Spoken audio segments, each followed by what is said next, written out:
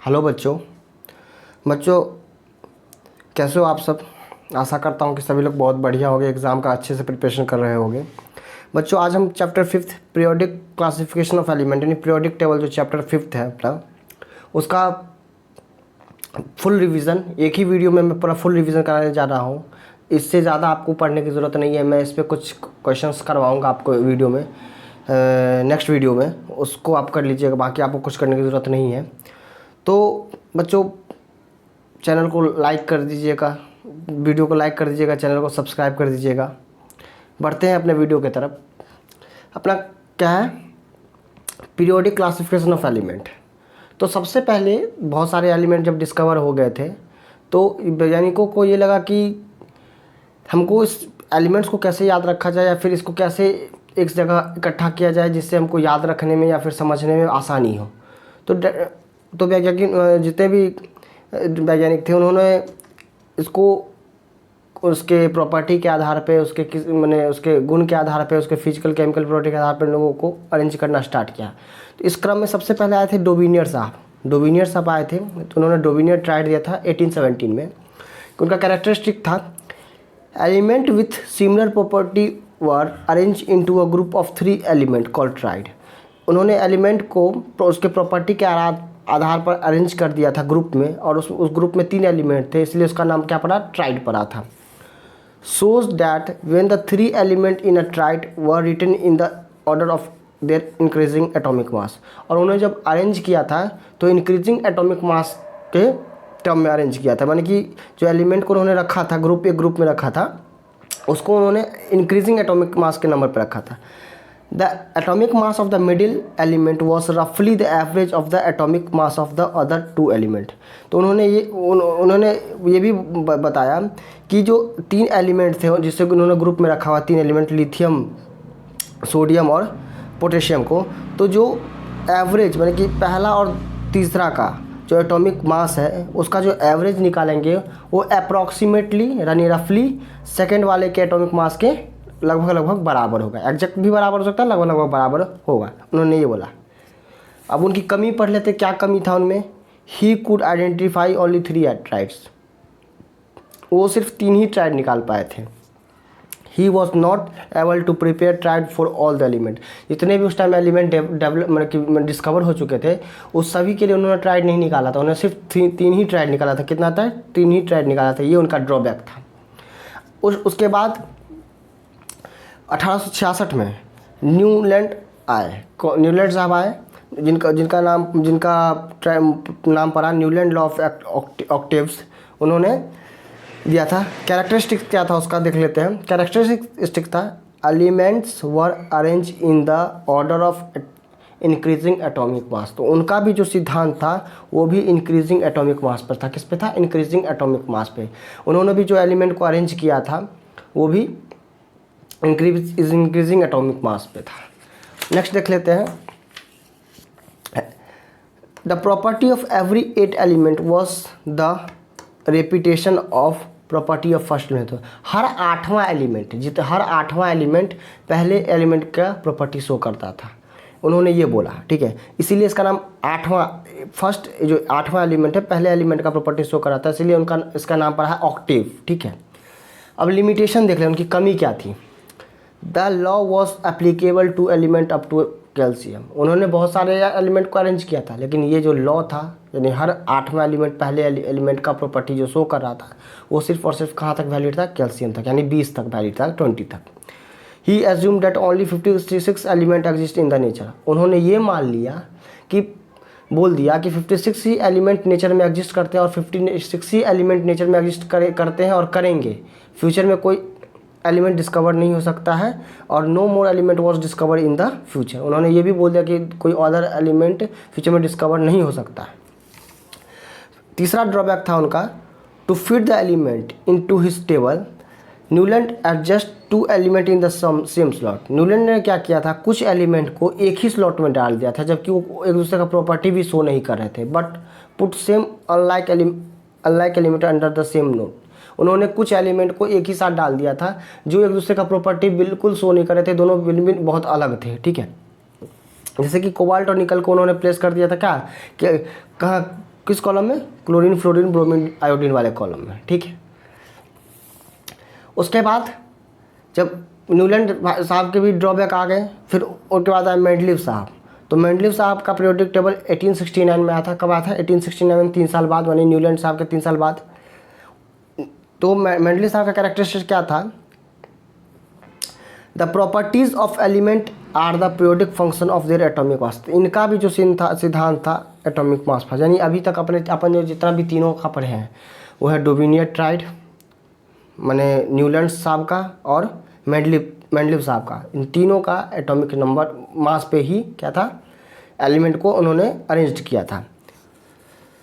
The table consist of vertical column called group. उन्होंने vertical column arrange किया था और हॉरिजॉन्टल कॉलम, जिसको उन्होंने वर्टिकल कॉलम को उन्होंने ग्रुप बोला और हॉरिजॉन्टल कॉलम को उन्होंने पीरियड बोला था। अब मेरिट क्या था? He left some blank space for the undiscovered element. उन्होंने कुछ एलिमेंट का उन्होंने उस टाइम में डिस्कवर नहीं हुआ था, इसलिए उन्होंने क्या किया था, कुछ जगह खाली छोड़ दी थी उस एलिमेंट के लिए, ठीक है। उसके बाद हम बात करते हैं, ठीक है, he predict the discovery of some element and name them eka aluminium, eka boron and eka silicon. उन्होंने कुछ एलिमेंट का नाम भी प्रिडिक्ट कर दिया था, जो बाद में सिलिकॉन जर्मेनियम के नाम में के रूप में आया, जिसको उन्होंने एका एल्युमिनियम, एका बोरोन और एका सिलिकॉन बोला था। नोबल गैस के लिए उन्होंने noble gas discover later could be placed without disturbing the existing order.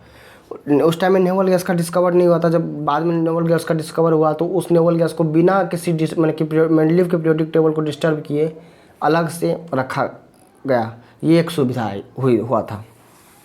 अब कमी क्या थी मेंडलीव के टेबल में, वो देख लीजिए।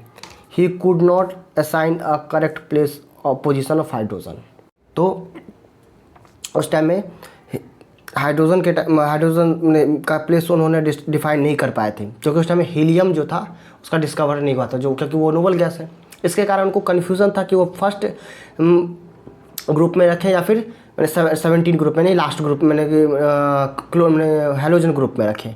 इस चीज़ का कन्फ्यूजन के कारण उन्होंने हाइड्रोजन को करेक्ट प्लेस देने में वो असमर्थ हो गए थे। Position of isotrope could not be explain. अब आइसोट्रोप का भी उन्होंने एक्सप्लेनेशन, पोजीशन को एक्सप्लेन नहीं कर पाए थे। Wrong order of atomic mass of some element could not be. उन्होंने क्या किया था, कुछ में अपने पीरियोडिक टेबल में कुछ उन्होंने तो बोला था कि मैं इंक्रीजिंग एटॉमिक मास पे अरेंज कर रहा हूँ, लेकिन कुछ उन्होंने क्या किया था, कुछ एटॉमिक एलिमेंट को उन्होंने पहले डाल दिया था जिसका एटॉमिक मास ज़्यादा था, और बाद में उन्होंने कम एटॉमिक मास वाले को डाला था। इसका रीज़न उन्होंने नहीं समझाया था। ये लिमिटेशंस था किसका, मेंडलीव सर का, ठीक है। अब बात करते हैं हम किसका, मॉडर्न पीरियोडिक टेबल, जो 1913 में हेनरी मोसले के द्वारा दिया गया था। तो हेनरी मोसले का पीरियोडिक टेबल में क्या क्या था, देख लीजिए। The property of element are periodic function of atomic mass. बस ध्यान ये रखना है कि सबका अभी तक एटॉमिक मास था, ये एटॉमिक नंबर पे था, सॉरी क्या था, एटॉमिक नंबर पे। सब अभी तक जितने तीनों का पढ़े थे तो वो एटॉमिक मास पे था, ये एटॉमिक नंबर पे था। It consist of 18 group and 7 period. जो मॉडर्न पीरियोडिक टेबल है मैं अभी दिखाऊंगा, उसमें 18 ग्रुप और 7 पीरियड्स हैं।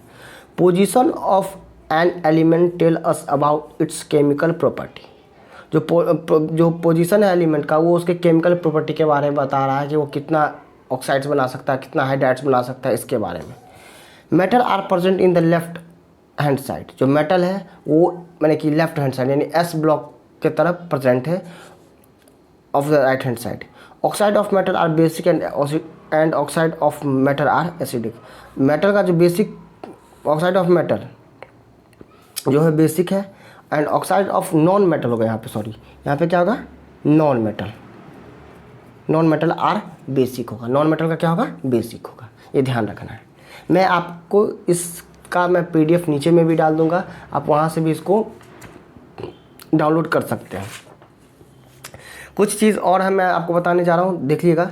नेम ऑफ ग्रुप, तो फर्स्ट ग्रुप को क्या बोला जाता है, अल्कली मेटल। सेकेंड ग्रुप को alkali earth metal. 13 boron family है, 14 कार्बन फैमिली है, 15 नाइट्रोजन फैमिली है, 16 ऑक्सीजन फैमिली है, 18 नोबल गैस का फैमिली है, और 17 जो है मैंने थोड़ा बाद में लिख दिया था, 17 हेलोजन ग्रुप है। इसमें क्लोरीन, फ्लोरीन, ब्रोमीन, आयोडीन आता है।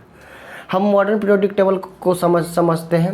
मॉडर्न पीरियोडिक टेबल मैं आपको दिखा रहा हूँ, बहुत ही आसानी से आपको समझ में आ जाएगा। मॉडर्न पीरियोडिक टेबल आपको एकदम एक एक चीज़ मैं क्लियर कर देता हूँ, आपको दिक्कत नहीं होगा कहीं पे भी। आपके सामने मॉडर्न पीरियोडिक टेबल है, देख लीजिए, आपके सामने पूरा मॉडर्न पीरियोडिक टेबल है। तो ये फर्स्ट ग्रुप, सेकेंड ग्रुप, 13 माने कि ये 10 डी ब्लॉक एलिमेंट है। तो ये एस और पी ब्लॉक एलिमेंट, ये एस ब्लॉक एलिमेंट है, ये पी ब्लॉक एलिमेंट है, ये डी ब्लॉक एलिमेंट है, और ये एफ ब्लॉक एलिमेंट है। तो आपको मैं बता दूं, ये एस पी डी यहाँ से यहाँ तक, यानी 13 से लेकर 12 तक डी ब्लॉक है। उसके बाद क्या है, ये एफ ब्लॉक एलिमेंट है, ठीक है। तो ये जो है मेटालिक, यानी लेफ्ट साइड में क्या है, मेटालिक है, बीच फिर थोड़ा सा मेटलॉइड, उसके बाद नॉन मेटल आता है। तो मैं अब आपको जो कैरेक्टरिस्टिक्स है वो मैं समझाने जा रहा हूँ। वो कैरेक्टरिस्टिक्स क्या है आप देख लीजिए। Periodic property across the period and down the group देखेंगे। एटॉमिक साइज क्या होता है कि अक्रॉस माने कि हम जब, ध्यान रखिएगा कि जब नीचे की ओर आते हैं, मैंने कि डाउन द क्या आते हैं, डाउन द ग्रुप आते हैं, तो नए नए सेल, यानी 1 से orbit, 2 orbit, 3 orbit, 4 orbit, 5 orbit, 6, 7, इस तरह जो ऑर्बिट है, तो नए नए ऑर्बिट ऐड होने के कारण क्या होता है, एटॉमिक साइज जो होता है मेटल का वो बढ़ जाता है। लेकिन क्या होता है ना कि अक्रॉस द पीरियड के अलॉन्ग जो होता है वो एटॉमिक साइज घटता है। क्यों?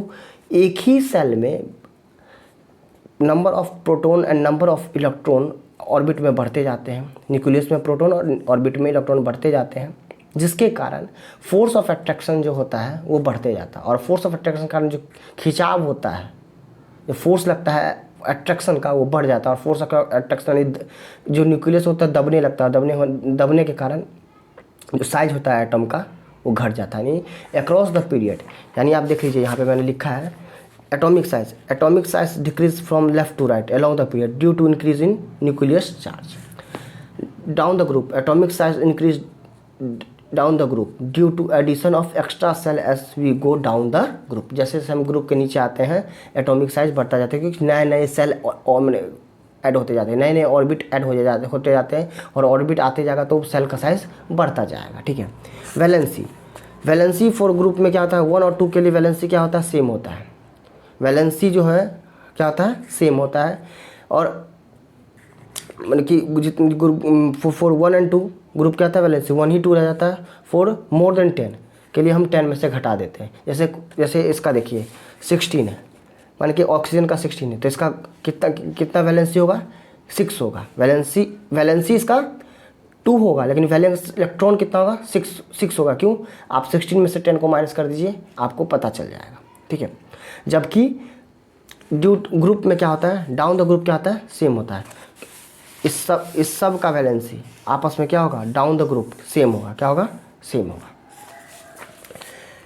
Metallic character decrease across a period due to atomic size decrease. Atomic size decrease होने से मेटेलिक कैरेक्टर क्या होता है, डिक्रीज होता है। Increase down the group, down the group क्या होता है, इंक्रीज होता है। और मेटेलिक साइज इधर क्या होता है, डिक्रीज, यानी इधर मेटल मिलता है, इधर नॉन मेटल मिलता है, फिर मेटलॉइड मिलता है, फिर नॉन मेटल मिलता है। यानी पीरियड के अलॉन्ग जाने पर मेटेलिक कैरेक्टर घटता है, जबकि ऊपर से नीचे आने पर जो मेटेलिक कैरेक्टर है वो बढ़ता है।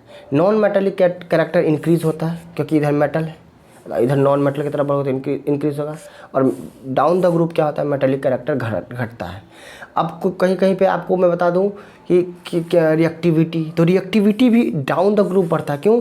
Number of electrons, free electrons बढ़ते जाएंगे, यानी ऊपर में कम क्षमता, कम अच्छी नॉर्मल मेटेलिक कैरेक्टर वाले हैं, नीचे आते जाते मेटेलिक कैरेक्टर बढ़ता है, तो केमिकल रिएक्टिविटी भी बढ़ती है, ठीक है।